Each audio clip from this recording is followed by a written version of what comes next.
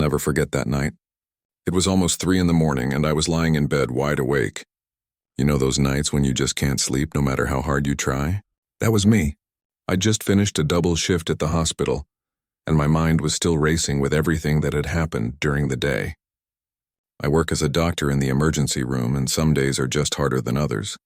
Then I heard it, the soft creak of my bedroom door opening. My heart jumped into my throat. For a second I thought maybe someone had broken into the house, but then I saw her standing there in the doorway. It was Lisa, my younger sister's best friend. She'd been staying in our guest room for the past few weeks because she was going through a really tough divorce. Even in the dark, I could tell something was very wrong. She was shaking and I could hear her breathing fast like she couldn't catch her breath. When she stepped closer, the moonlight from my window showed me her face. Tears were streaming down her cheeks and she looked absolutely terrified. "I'm so sorry," she whispered, her voice breaking. "I didn't mean to bother you. I didn't know what else to do." I sat up immediately. Hey, it's okay." "What happened? Are you hurt?" She shook her head and wrapped her arms around herself. "I just got a call from the hospital. My mom, she had a stroke. They said it's really bad. She's in intensive care and I need to get there, but I can't. I can't breathe.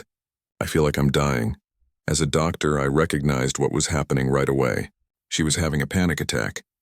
I'd seen hundreds of them in the ER, but seeing someone I knew going through it hit different. I got out of bed and walked over to her slowly, not wanting to startle her. "Lisa, listen to me. You're having a panic attack. You're not dying, I promise. But we need to get your breathing under control, okay?" She nodded, but I could see the fear in her eyes. She really thought something terrible was happening to her body. I gently guided her to sit on the edge of my bed and sat down next to her, keeping a respectful distance. "I want you to breathe with me," I said, keeping my voice calm and steady. "In through your nose for 4 counts, hold for 4, then out through your mouth for 4. Can you do that with me?" At first she couldn't. Her breathing was too fast, too shallow. But I kept talking to her, kept breathing slowly and deliberately, and gradually she started to follow my pattern. It took maybe 10 minutes, but slowly her breathing began to steady. The panic in her eyes started to fade, replaced by exhaustion. "That's it," I said softly. "You're doing great. Just keep breathing." When she finally seemed stable, she looked up at me with those red, swollen eyes. "Thank you," she whispered. "I'm sorry for barging in like this. When they called me about my mom, I completely fell apart. Your sister is a heavy sleeper and you were the only other person in the house, and Don't apologize," I interrupted her. "You did the right thing. Do you want to talk about what the hospital said?" She took a shaky breath and told me everything. Her mom had suffered a massive stroke. The doctors weren't sure if she was going to make it through the night. They'd asked Lisa to come to the hospital as soon as possible. She lived 2 hours away from her hometown, and the thought of driving there alone in the middle of the night in this state was overwhelming her. "I'll drive you," I said without thinking. "Let me just throw on some clothes and we'll go. You shouldn't be alone right now." She looked at me with surprise. "But you just worked a double shift. You must be exhausted." "I'm a doctor," I said with a small smile. "I'm used to running on no sleep. Besides, there's no way I'm letting you drive 2 hours while you're this upset. Give me 5 minutes. As I got ready, I couldn't help but think about how little I actually knew about Lisa. She'd been my sister's best friend for years, but we'd never really talked much. She was always just there in the background during family dinners or holidays, polite, quiet, always smiling. I knew she'd gotten married young, maybe around 23 or 24. And I knew she was getting divorced now at 28. But beyond that, I really didn't know her story. The drive to the hospital was quiet at first. Lisa stared out the window and I focused on the empty highway ahead of us. But around 30 minutes in, she started talking. Maybe it was the darkness, or maybe it was because she needed something to distract her from thinking about her mom, but she opened up in a way that surprised me. She told me about her marriage, how she'd met her husband in college and thought he was everything she'd ever wanted, how the first few years were good, or at least she thought they were. But slowly things changed.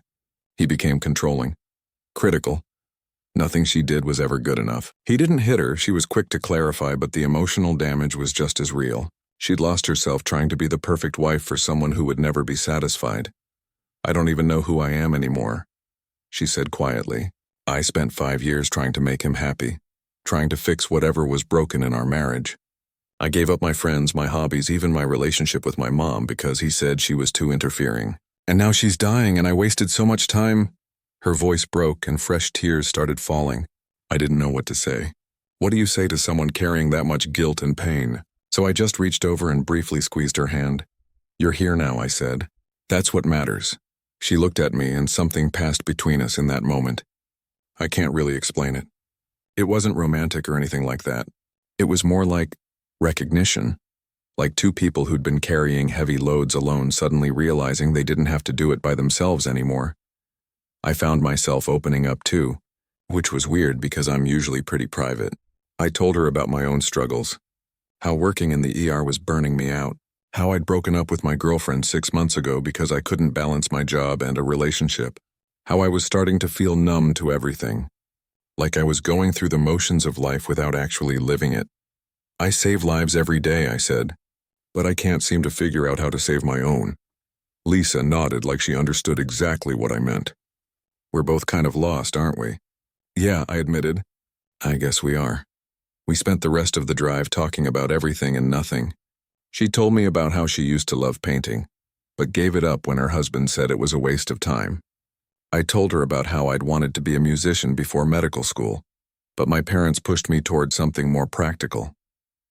We talked about our fears, our regrets, our hopes for the future. By the time we pulled into the hospital parking lot, something had shifted between us. We weren't just strangers anymore. We were two broken people who'd somehow found comfort in each other's brokenness. I had no idea then that this night would change everything. That this woman who'd slipped into my room in the middle of the night, desperate and afraid, would become the most important person in my life. All I knew was that for the first time in months I felt something other than numbness. I felt connected to another human being in a real, meaningful way.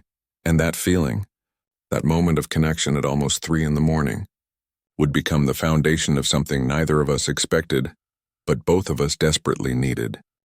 Lisa's mom didn't make it through that first night. We'd barely been at the hospital for 2 hours when the doctor came out and gave us the news.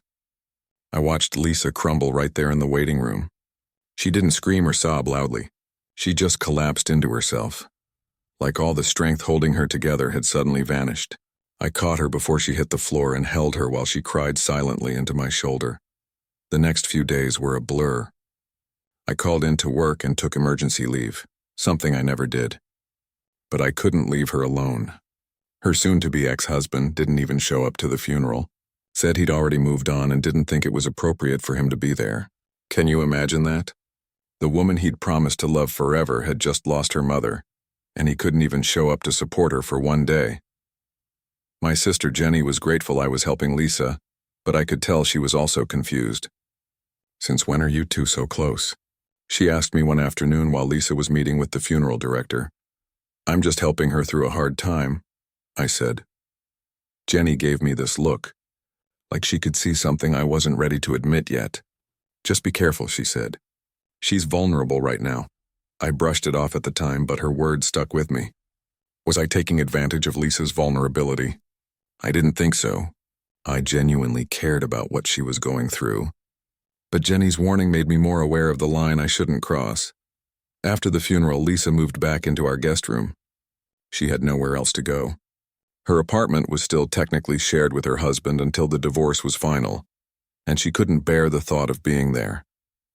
Jenny lived in a small studio, so there wasn't room for Lisa there. That left my place. I had a 3-bedroom house, plenty of space, and honestly, I was worried about her being alone. The first week after the funeral was the hardest. Lisa barely ate. She'd stay in the guest room for hours, and when she did come out, she looked like a ghost. I found myself checking on her constantly, bringing her food even though she barely touched it, sitting with her in silence because words felt useless. One night, about 10 days after her mom died, I knocked on her door around dinner time. No answer. I knocked again and called her name. Still nothing. My heart started racing. I opened the door, worried about what I might find, and saw her sitting on the floor with her back against the bed, staring at nothing. Lisa? I said softly. She looked up at me and her eyes were empty. I can't feel anything, she said. I know I should be sad, but I just feel nothing. Like I'm watching my life from outside my body. I sat down on the floor next to her. You're in shock. What you're going through. Losing your mom. The divorce, it's too much for anyone to process all at once. Your brain is protecting you the only way it knows how. When does it stop? She asked. When do I start feeling normal again? I don't know, I admitted. But I do know you're not going to go through this alone. I'm here and I'm not going anywhere.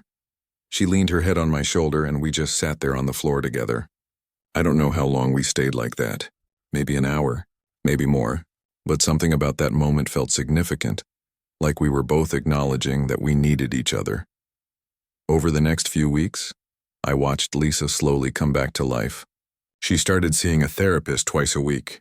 She began eating regular meals again. She even started going for walks in the morning. Small steps, but they were steps forward. I found myself looking forward to seeing her every day. Coming home from the hospital wasn't just about collapsing into bed anymore. It was about checking in on Lisa, hearing about her day, sharing a meal together. We developed this routine. I'd cook dinner, she'd help me, and we'd sit at the kitchen table talking for hours about everything and nothing. Jenny noticed the change in both of us. You seem happier, she told me one day. More like yourself again. She was right. I did feel more like myself. For months after my breakup, I'd been going through life on autopilot. Work, home, sleep, repeat. But now there was something to look forward to. Someone who understood what it felt like to be lost and broken. But I was also becoming increasingly aware of my feelings for Lisa. The way my heart sped up when I heard her laugh for the first time in weeks. How I looked for excuses to spend more time with her. The way I caught myself staring at her when she wasn't looking. This was dangerous territory. She was still legally married. She was grieving. She was my sister's best friend. And yet I couldn't stop thinking about her. One evening, about 6 weeks after her mom's death, Lisa asked me to help her go through her mother's belongings. Her mom's house needed to be cleared out, and she'd been putting it off because it felt too overwhelming. I agreed, even though I knew it would be emotionally difficult for both of us. We spent the entire Saturday at her childhood home, sorting through decades of memories. Lisa would pick up random objects and tell me stories about them. Her mom's favorite coffee mug, the painting that hung in the hallway for 20 years, a box of old photographs from when Lisa was a kid. In her old bedroom, which her mom had kept exactly the same, Lisa found an old photo album. We sat on her childhood bed, flipping through pictures of her growing up. She was pointing out different memories, laughing at her awkward teenage phase when our hands touched on the album. Neither of us moved. We just froze, both aware of the contact, both aware of what it might mean. She looked up at me and I looked at her, and in that moment I knew she felt it too. This thing growing between us that neither of us knew how to name. That night you came to my room, she said quietly, not moving her hand away from mine. When I was having that panic attack, you saved me. Not just from the panic attack, but from drowning in my own life. You made me feel like maybe I wasn't completely alone in this world. My heart was pounding. I knew I should pull away, say something about how she was still healing, how the timing was wrong. But instead I turned my hand and intertwined my fingers with hers. You saved me too, I said. I was so numb before, just existing, not living. You reminded me what it feels like to actually care about something. Someone again. We sat there holding hands, surrounded by the memories of her childhood. And I knew that whatever happened next would change everything. The question was whether we were brave enough or foolish enough to take that step. 2 months had passed since that night Lisa first came to my room. 2 months of daily conversations, shared meals, and a growing connection that neither of us could ignore anymore. She'd made real progress in therapy. The darkness that had consumed her after her mom's death was lifting, slowly but surely. She even started painting again. I remember the first time I saw her paint. I came home from work one afternoon and found her in the backyard with a canvas and some art supplies she'd bought that morning. She looked embarrassed when she saw me watching. I know it's silly, she said, putting down her brush. I haven't painted in years. I'm probably terrible now. Why would that be silly? I asked, walking over to see what she was working on. It was an abstract piece, all blues and purples swirling together. This is beautiful. My ex-husband used to say painting was a waste of time, she said quietly. That I should focus on more practical things. I felt anger flash through me. Your ex-husband was wrong about a lot of things.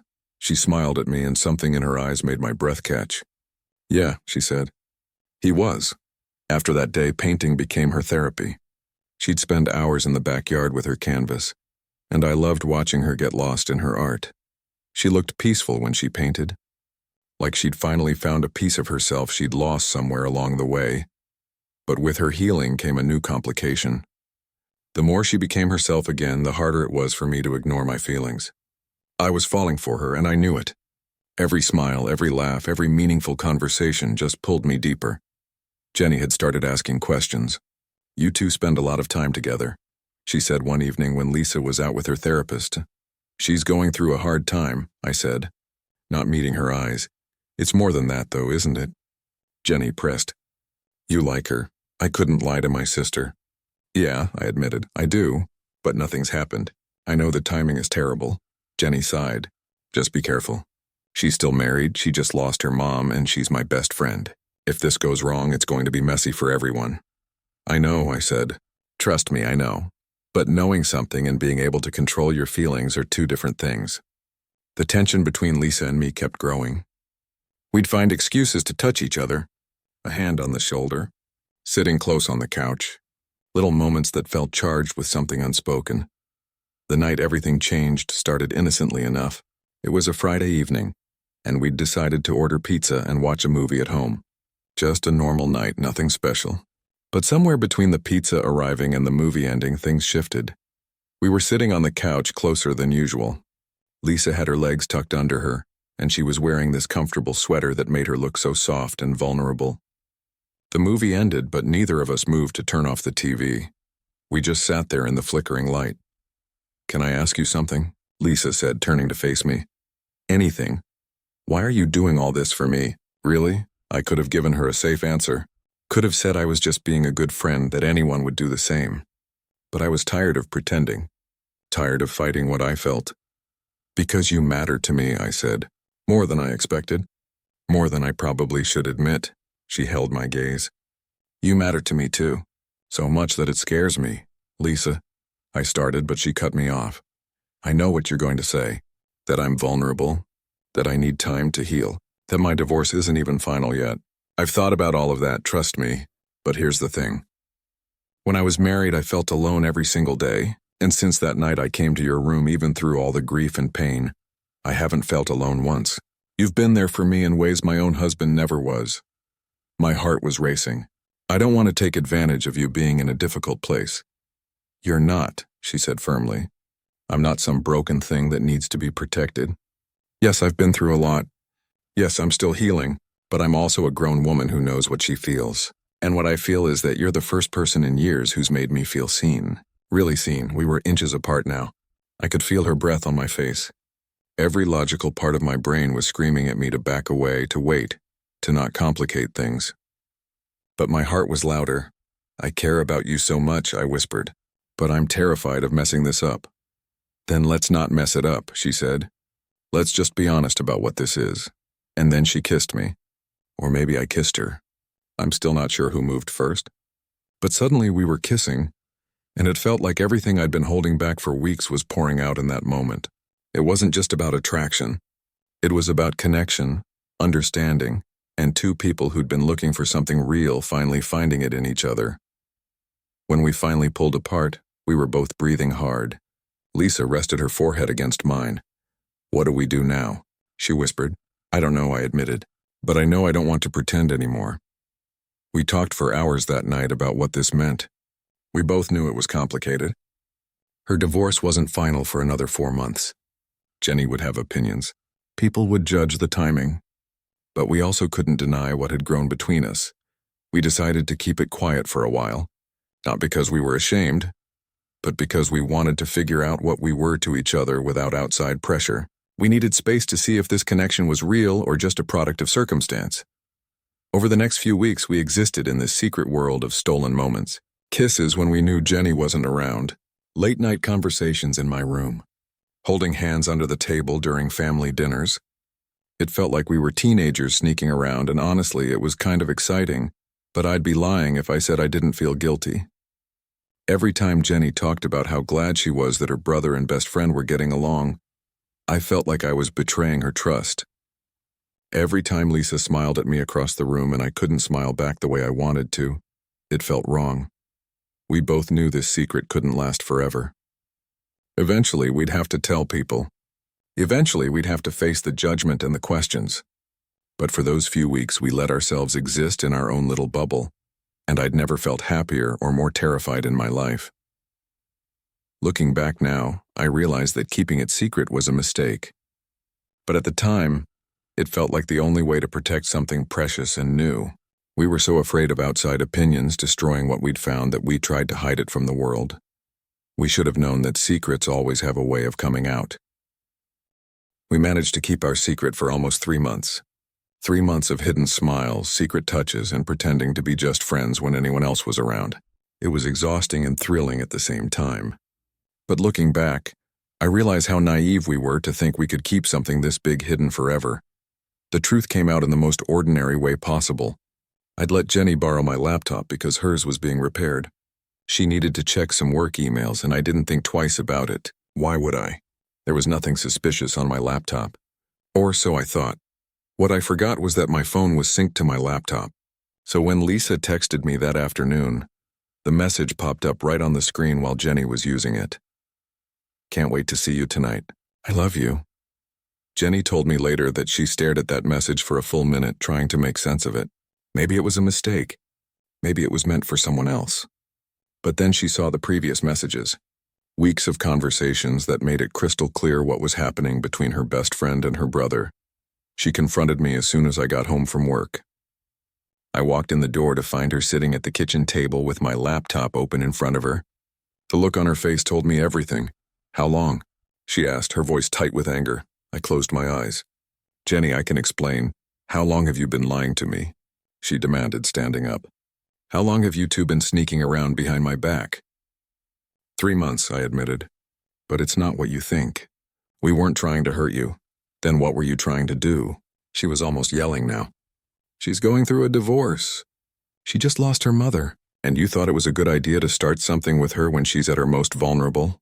I didn't take advantage of her, I said, feeling my own anger rising. I care about her. Really care about her. You're my brother, Jenny said, and I could see tears in her eyes now. She's my best friend. Did either of you think about how this would affect me? Did you even consider that? Before I could answer, Lisa walked in. She'd been out getting groceries. She took one look at both our faces and knew immediately what had happened. Jenny, she started, but Jenny cut her off. Don't. Just don't. She turned to Lisa, and the hurt in her voice was painful to hear. You're supposed to be my best friend. We tell each other everything. Or at least I thought we did. I wanted to tell you, Lisa said quietly, but I was scared. I knew you'd react like this. React like what? Jenny shot back. Like someone who cares about both of you? You just lost your mom 3 months ago. You're getting divorced. And instead of taking time to heal and figure out who you are, you're jumping into another relationship. I'm not jumping into anything, Lisa said. And I heard the steel in her voice. I know exactly what I'm doing. Your brother didn't take advantage of me. Nobody forced me into anything. I'm a grown woman who makes my own choices. Bad choices, Jenny said. You're making bad choices because you're hurting and you're not thinking clearly. That's when I stepped in. Jenny, that's enough. You don't get to decide what's right for Lisa or for me. Yes, the timing isn't perfect. Yes, we should have told you earlier. But what's between us is real. Real? Jenny laughed bitterly. You've known each other for years and barely talked until 3 months ago. Now suddenly it's real love? Give me a break. Sometimes that's how it happens, I said. Sometimes you know someone for years and then one moment changes everything. That night she came to my room looking for help. Something shifted. We saw each other in a way we never had before. Jenny shook her head. I can't deal with this right now. I need space from both of you. She grabbed her purse and headed for the door. Lisa tried to stop her. Jenny, please. Don't leave like this. Let's talk about it. There's nothing to talk about, Jenny said, her hand on the doorknob. You two clearly made your choice. You chose each other over being honest with me. That tells me everything I need to know. She left, slamming the door behind her. The silence that followed was deafening. Lisa sank onto the couch, putting her head in her hands. She hates me. She doesn't hate you, I said, sitting beside her. She's hurt. And she's right to be. We should have told her from the beginning. Why didn't we? Lisa asked, looking up at me with tears in her eyes. Why did we think hiding it was better? Because we were scared, I admitted. Scared of everyone's opinions. Scared of people telling us the timing was wrong. Scared that if we let the outside world in, it would ruin what we had. Over the next few days, Jenny refused to answer our calls or texts. She wasn't ready to talk, and we had to respect that. But her anger forced Lisa and me to have some hard conversations with each other. Are we doing the right thing? Lisa asked me one night. Maybe Jenny's right. Maybe I did jump into this too fast. Maybe I'm not healed enough to be in a relationship. Do you regret this? I asked her. Regret us? She thought about it for a long moment.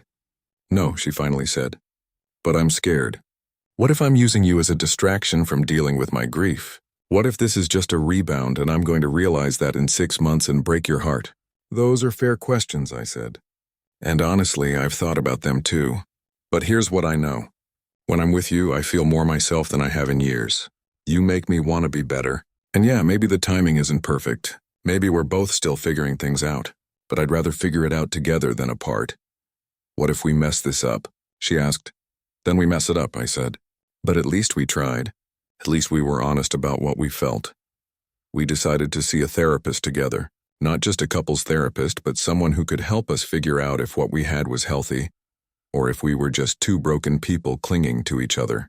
It felt like a weird thing to do for a new relationship, but we both knew this wasn't a normal situation. The therapist asked us hard questions. She made us examine our motivations. She pushed us to consider whether we were together for the right reasons. And after several sessions, she told us something that stuck with me. Grief and trauma can sometimes bring people together in unhealthy ways, she said.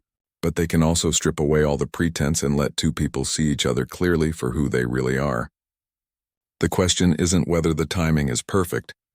The question is whether you're both committed to doing the work to make this healthy and sustainable. Were we? That was the question we had to answer. Not just for ourselves, but for Jenny too.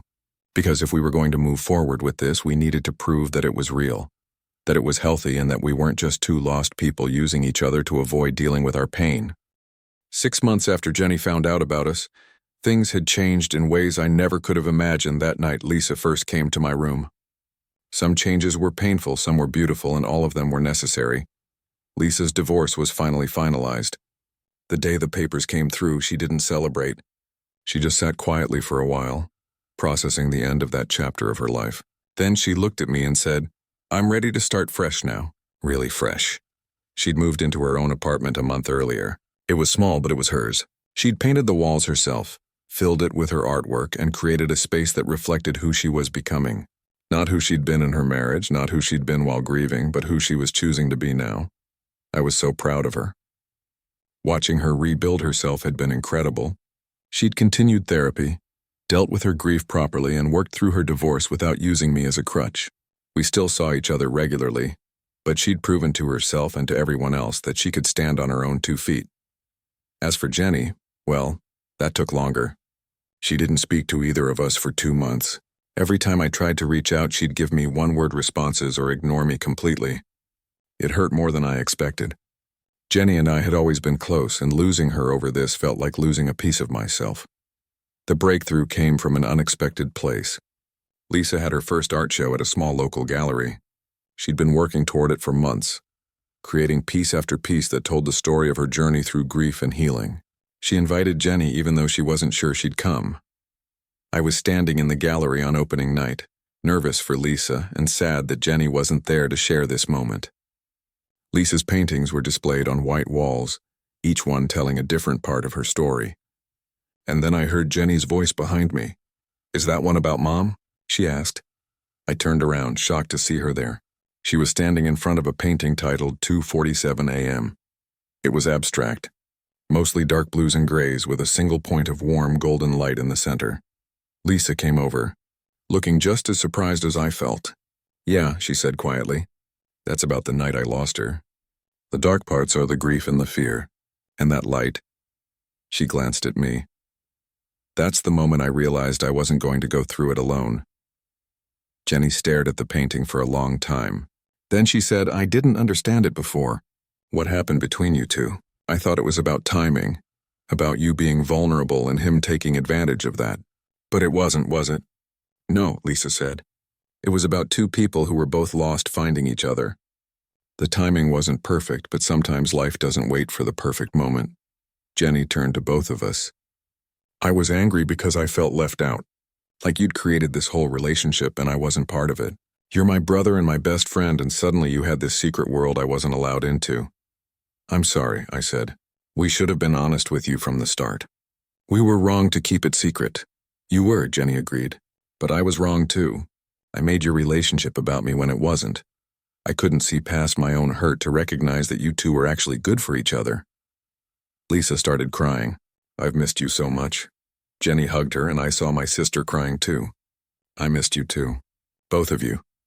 After that night, things slowly returned to normal between the three of us. Jenny needed time to adjust to the new dynamic, and we gave her that space.